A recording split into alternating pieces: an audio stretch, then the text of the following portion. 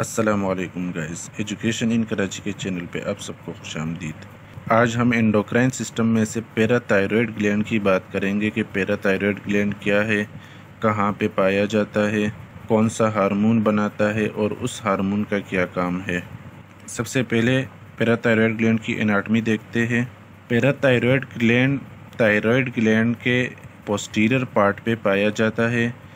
ये 4 ग्लैंड्स होते हैं छोटे छोटे। थायरॉयड ग्लैंड हमने लास्ट वीडियो में देखा था। थायरॉयड ग्लैंड नेक के इंटीरियर पार्ट यानी कि फ्रंट साइड पे होता है और लेरिंक्स से नीचे होता है, और पैराथायरॉयड ग्लैंड्स थायरॉयड ग्लैंड के बैक साइड पे लगे हुए होते हैं। जैसे आप इस पिक्चर में देख सकते हो, ये थायरॉयड ग्लैंड है, ये एसोफेगस है, एसोफेगस के फ्रंट साइड पे थायरॉयड ग्लैंड है और ये थायरॉयड ग्लैंड का बैक साइड है।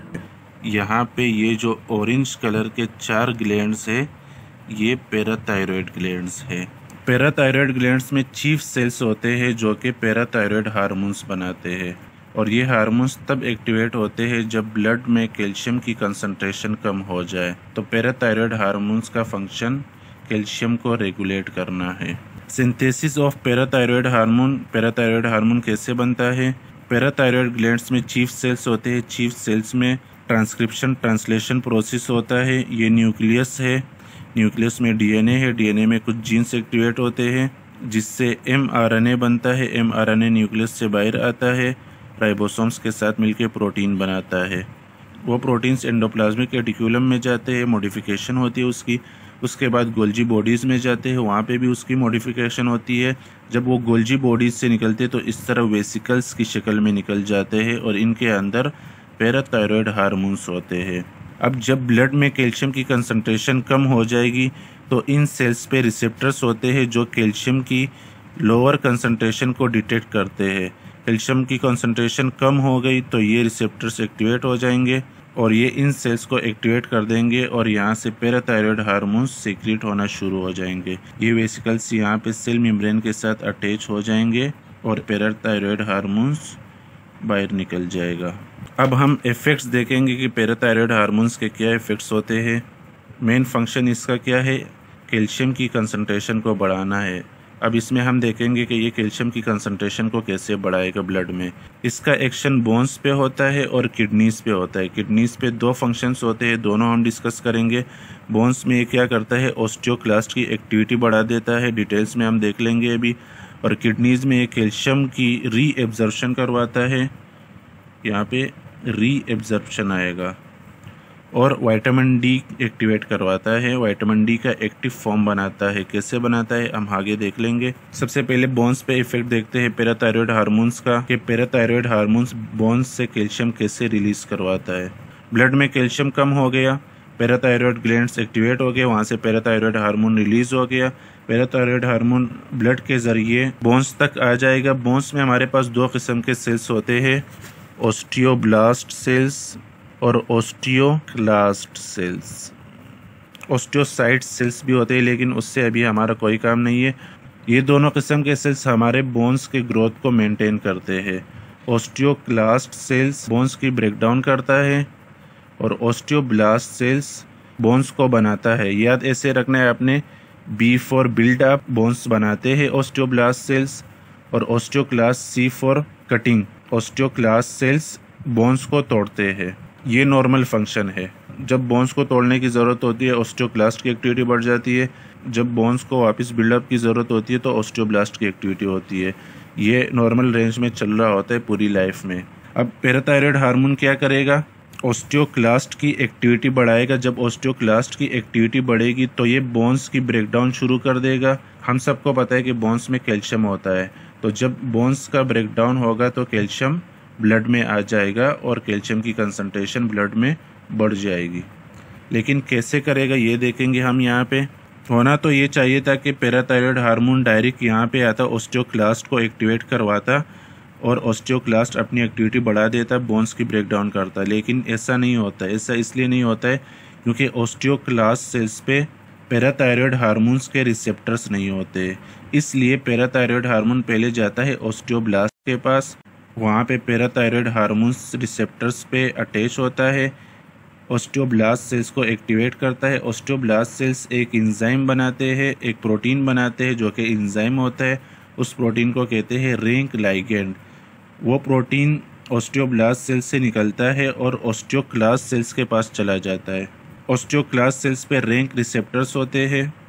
Ring ligand protein ring receptor से लग जाएगा और ऑस्टियोक्लास्ट की एक्टिविटी शुरू करवा देगा। ऑस्टियोक्लास्ट जब एक्टिवेट हो जाएंगे तो ये बोन्स की ब्रेकडाउन शुरू कर देंगे कुछ एंजाइम्स के थ्रू, जिसमें से जो मेन एंजाइम्स है वो ये है प्रोटीन डाइजेस्टिव एंजाइम्स और एसिड फास्फेटेस। ये बोन्स की ब्रेकडाउन शुरू कर देंगे और जब बोन्स की ब्रेकडाउन होगी तो बोन्स से कैल्शियम रिलीज होगा और ब्लड में आ जाएगा। इस तरह ब्लड में कैल्शियम की कंसंट्रेशन ज़्यादा हो जाएगी। लेकिन कैल्शियम के साथ एक और केमिकल भी रिलीज होता है जिसका नाम है फास्फेट। फास्फेट फिर किडनी के थ्रू एक्सक्रीट आउट हो जाता है और कैल्शियम ब्लड में रहता है। बोन्स पे इफेक्ट हमने देख लिया, अब किडनीज पर देखेंगे कि पैराथायरॉयड हार्मोन का किडनीज पे क्या इफेक्ट है। दो किस्म के इफेक्ट्स होते हैं, एक रीएब्जॉर्प्शन ऑफ कैल्शियम और दूसरा formation of vitamin D. Vitamin D का एक्टिव फॉर्म जो है उसकी फॉर्मेशन करता है। सबसे पहले हम रीएब्जॉर्प्शन ऑफ कैल्शियम देखेंगे कि रीएब्जॉर्प्शन ऑफ कैल्शियम कैसे करता है पैराथायरॉयड हार्मोन। जब ब्लड में कैल्शियम की कंसंट्रेशन कम हो जाती है तो पैराथायरॉयड ग्लैंड के सेल्स एक्टिवेट हो जाते हैं, पैराथायरॉयड हार्मोन्स रिलीज कर देते हैं। पैराथायरॉयड हार्मोन्स एक तो बोन्स में चले जाते हैं, दूसरा ये किडनी में जाते हैं। किडनी में डिस्टल कॉन्वोल्यूटेड ट्यूब्यूल, अगर आप लोगों को याद हो या आप लोगों को पता हो तो किडनी में नेफ्रॉन होते हैं और ट्यूब्यूल होता है। इसको प्रोक्सिमल कॉन्वोल्यूटेड ट्यूब्यूल कहते हैं, इसको डिस्टल कॉन्वोल्यूटेड ट्यूब्यूल कहते हैं। यहाँ पे कुछ सेल्स होते हैं, पैराथायरॉयड हार्मोन उन सेल्स को एक्टिवेट कर देगा, डिस्टल कॉन्वोल्यूटेड ट्यूब्यूल के सेल्स को एक्टिवेट कर देगा और वो सेल्स फिर ट्रांसक्रिप्शन ट्रांसलेशन के ज़रिए एक प्रोटीन बनाएंगे। जैसे हमने पहले देखा जितने भी प्रोटीन्स बनते हैं हमारे पास सेल्स में वो ट्रांसक्रिप्शन ट्रांसलेशन प्रोसेस के ज़रिए बनते हैं। कैसे बनते हैं? पैराथायरॉयड हार्मोन डीसीटी सेल्स के रिसेप्टर्स को एक्टिवेट करेगा, अंदर कुछ एंजाइम्स एक्टिवेट होंगे, वो एंजाइम्स न्यूक्लियस में जाके डीएनए को एक्टिवेट करेंगे, डीएनए एमआरएनए बनाएगा, एमआरएनए न्यूक्लियस से निकलेगा, राइबोसोम्स के साथ मिलके एक ख़ास किस्म का प्रोटीन बनाएगा। और यहाँ पे जो प्रोटीन बनेगा वो कौन से प्रोटीन्स होंगे? Calcium transport proteins. चैनल्स होते हैं यहाँ पे मेम्ब्रेन पे, ट्यूब्यूल के जो मेम्ब्रेन है इस पे कैल्शियम चैनल प्रोटीन्स बन जाएंगे और उसके ज़रिए फिर कैल्शियम की रीएब्जॉर्प्शन होगी। आप सबको पता होगा कि ब्लड में जितने भी आयोन्स होते हैं वो जब किडनी से गुजर रहे होते हैं तो वहाँ पे उनकी फिल्ट्रेशन होती है, वो सारे किडनी में फिल्ट्रेट हो जाते हैं। फिर उनमें से कुछ आयोन्स की रीएब्जॉर्प्शन होती है और कुछ आयोन्स रह जाते हैं जो फिर यूरिन में एक्सक्रीट आउट हो जाते हैं।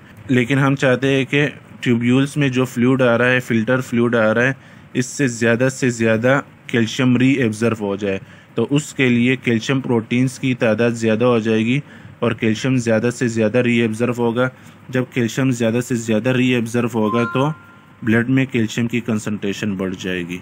तो इस तरह किडनी पैराथायरॉयड हार्मोन के इफेक्ट से कैल्शियम की रीएब्जॉर्प्शन करवाता है। दूसरा फंक्शन है किडनी का formation of vitamin D. Vitamin D कैसे बनता है? बेटा आप लोगों ने सुना होगा कि हमें सनलाइट से विटामिन डी मिलता है। वो किस तरह मिलता है यहाँ पे हम देखेंगे। हमारे स्किन में कुछ स्पेशल प्रोटीन्स होते हैं जिसका नाम है 7-डिहाइड्रोकोलेस्ट्रॉल। जब इन पे सनलाइट लगती है यानी कि अल्ट्रावायलेट रेज लग जाते हैं सनलाइट के, तो ये मॉलिक्यूल कन्वर्ट हो जाता है कोलीकैल्सिफेरॉल में। कोलीकैल्सिफेरॉल फिर जाता है लीवर में ब्लड के ज़रिए। लीवर में एक एंजाइम होता है 25 हाइड्रोक्सिलेस, वो कोलीकैल्सिफेरॉल पे एक्ट करता है और इसको कन्वर्ट कर देता है 25 हाइड्रोक्सी कोलीकैल्सिफेरॉल, यानी कि CCF के कोलीकैल्सिफेरॉल के 25th कार्बन पे एक हाइड्रोक्साइल ग्रुप लगा देता है। 25 हाइड्रोक्सी कोलीकैल्सिफेरॉल लीवर से फिर निकलता है किडनीज में जाता है। किडनीज में वो फिर कन्वर्ट होता है कैल्सिट्रियोल में। लेकिन कैसे कन्वर्ट होता है? उसके लिए PTH का होना लाजमी है। PTH कहाँ से आ रहा है? पैराथायरॉयड ग्लैंड से आ रहा है। क्यों आ रहा है? क्योंकि ब्लड में कैल्शियम की कंसंट्रेशन कम हो गई थी। ब्लड में कैल्शियम की कंसंट्रेशन कम हो गई तो PTH रिलीज हो गया। PTH आ जाएगा किडनीज में। किडनीज में एक ख़ास किस्म के प्रोटीन्स बनाएगा जिसको कहते हैं 1-अल्फा हाइड्रोक्सिलेज प्रोटीन, यानी कि एंजाइम बनाएगा। वही प्रोसेस होगा ट्रांसक्रिप्शन ट्रांसलेशन का। 1 अल्फ़ा हाइड्रोक्सिलेस बना लेगा। ये 1 अल्फ़ा हाइड्रोक्सिलेस फिर 25 हाइड्रोक्सी कोलिकैल्सिफेरॉल पे ऐड करेगा। ये कहाँ से आया था हमारे पास? लीवर से। 25 हाइड्रोक्सी कोलिकैल्सिफेरॉल लीवर से आया था। इस पे 1 अल्फ़ा हाइड्रोक्सिलेस ऐड करेगा किडनी में और इसको कन्वर्ट कर देगा 125 डाई हाइड्रोक्सी कोलिकैल्सिफेरॉल, यानी कि फर्स्ट कार्बन पे भी हाइड्रोक्साइल ग्रुप लगा देगा और इस मॉलिक्यूल को कहते हैं कैल्सिट्रियोल, जो कि एक्टिव फॉर्म है विटामिन डी का। तो इस तरह हमें सनलाइट से विटामिन डी मिलता है। हम ये देखेंगे कि इस कैल्सिट्रियोल से कैल्शियम की एब्जॉर्प्शन कैसे होगी, हमें कैल्शियम कैसे मिलेगा। ये कैल्सिट्रियोल फिर जाता है इंटेस्टाइन में, ब्लड के ज़रिए इंटेस्टाइन में जाता है। इंटेस्टाइन के सेल्स यानी कि इंटेरोसाइट्स को एक्टिवेट करवाता है। इंटेरोसाइट सेल्स कुछ प्रोटीन्स बनाएंगे। कौन से प्रोटीन्स बनाएंगे? Calcium channel proteins. इंटेस्टाइन में कैल्शियम चैनल प्रोटीन्स बन जाएंगे और ये चैनल्स क्या करते हैं? हमारे फूड में जितना भी कैल्शियम आता है उसकी एब्जॉर्प्शन करता है। तो कैल्सिट्रियोल का मेन फंक्शन क्या है? Absorption of calcium from intestine. ये इंटेस्टाइन से कैल्शियम को एब्जर्व करेगा जो कि फिर ब्लड में चला जाएगा और इस तरह हमारे पास कैल्शियम की कंसंट्रेशन ज़्यादा हो जाएगी। तो ये थे पैराथायरॉयड हार्मोन के फंक्शंस। मेन फंक्शन उसका ये है कि कैल्शियम की कंसंट्रेशन को बढ़ाता है। जब भी ब्लड में कैल्शियम की कंसंट्रेशन कम हो जाए 3 तरीके से बढ़ाता है। एक है एब्जॉर्प्शन। एब्जॉर्प्शन कहाँ पे हो रही है? इंटेस्टाइन में हो रही है। कौन कर रहा है? कैल्सिट्रियोल कर रहा है, जो कि एक्टिव फॉर्म है विटामिन डी का। री एब्जॉर्प्शन किडनीज के थ्रू हो रहा है।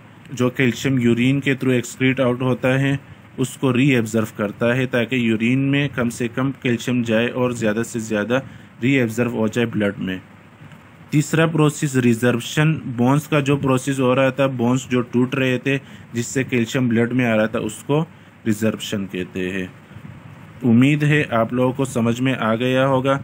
इंशाल्लाह नेक्स्ट वीडियो में हम पैराथायरॉयड ग्लैंड के डिजीज़ देखेंगे कि पैराथायरॉयड हार्मोन अगर ज़्यादा हो जाए या कम हो जाए तो क्या क्या डिजीज़ होते हैं और बॉडी पे क्या क्या इफ़ेक्ट्स होंगे।